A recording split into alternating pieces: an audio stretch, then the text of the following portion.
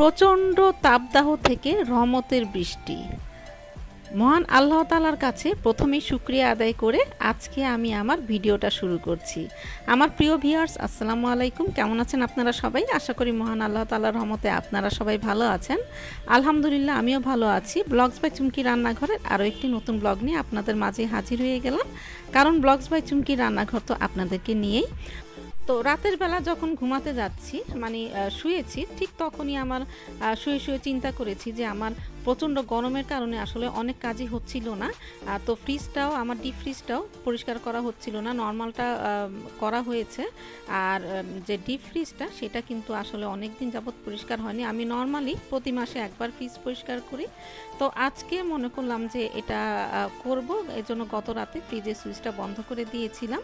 তো খালাকে বলেছিলাম আমাকে একটু হেল্প করতে। তো যে বসে যে মুছামাছির কাজটা সেটা আসলে আমি পারি না, তো এই জন্য একটু খালার হেল্প লাগে।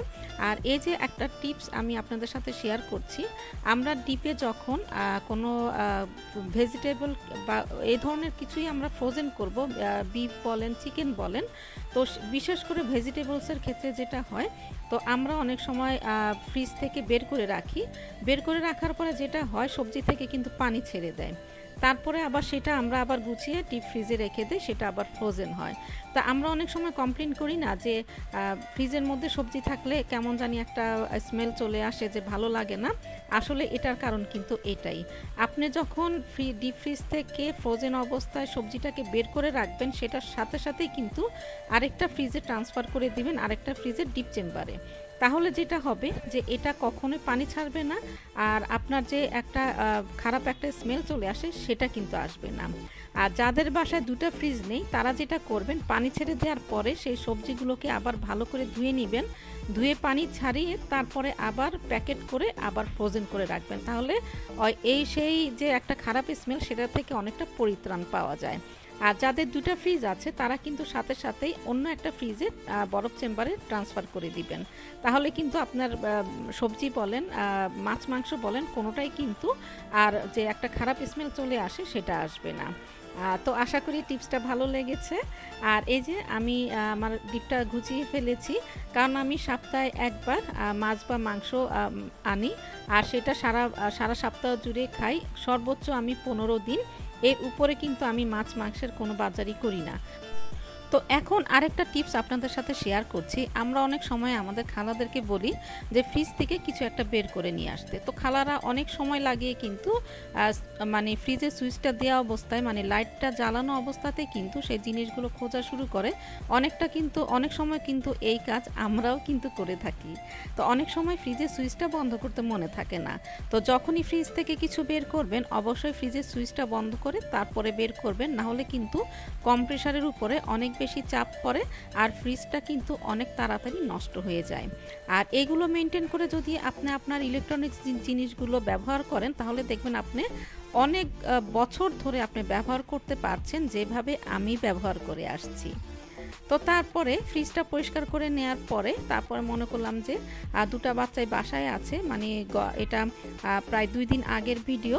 তো মনে করলাম যে ওদেরকে একটু লাচ্ছি বানিয়ে দেই। আমার হাতে তৈরি দই ছিল, তো সেটা দিয়ে একটু লাচ্ছি তৈরি করছিলাম। আর একটু কাজের অনেক ঝামেলা ছিল, একটার পর একটা খালি করেই যাচ্ছি। তো মনে করলাম যে ব্লেন্ডারটা দিয়ে আর করব না, ব্লেন্ডারে দিলে যেটা হয়, আবার ব্লেন্ডারে এগুলো ধুয়ে মুছে আবার আরেকটা কাজ বেড়ে যাবে। তো যার জন্য আমি হ্যান্ড বিটার দিয়েই আমি এই লাচ্ছিটা তৈরি করে নিচ্ছি।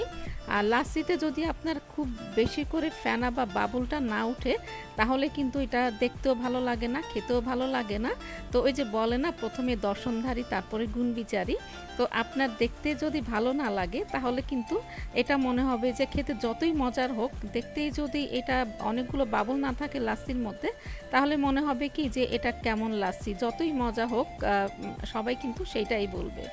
তো তারপরে এই যে সাজিয়ে গুছিয়ে 2 বাচ্চাকে দিয়ে দিচ্ছি। আর এভাবে সাজিয়ে গুছিয়ে দিলে কিন্তু ওরা অনেক বেশি খুশি হয়। যখন আমি আমার ছেলেমেয়ের সামনে এভাবে সাজিয়ে গুছিয়ে কোনো কিছু নিয়ে যাই, ওরা কিন্তু অনেক বেশি একটা সুন্দর হাসি দিয়ে যার যারটা শেষে তুলে নেয়। তো ওদেরকে দিয়ে আসলাম। দিয়ে আসার পরে তারপর আমি অফ ক্যামেরায় কিন্তু আমাদের চট্টগ্রামের যে ঐতিহ্যবাহী রান্না, সেটা হচ্ছে খাসির মাথা দিয়ে বুটের ডাল, সেটা আজকে রান্না করেছি। তো দেখেন এই রান্নাটা কিন্তু অনেক বেশি মজার হয়।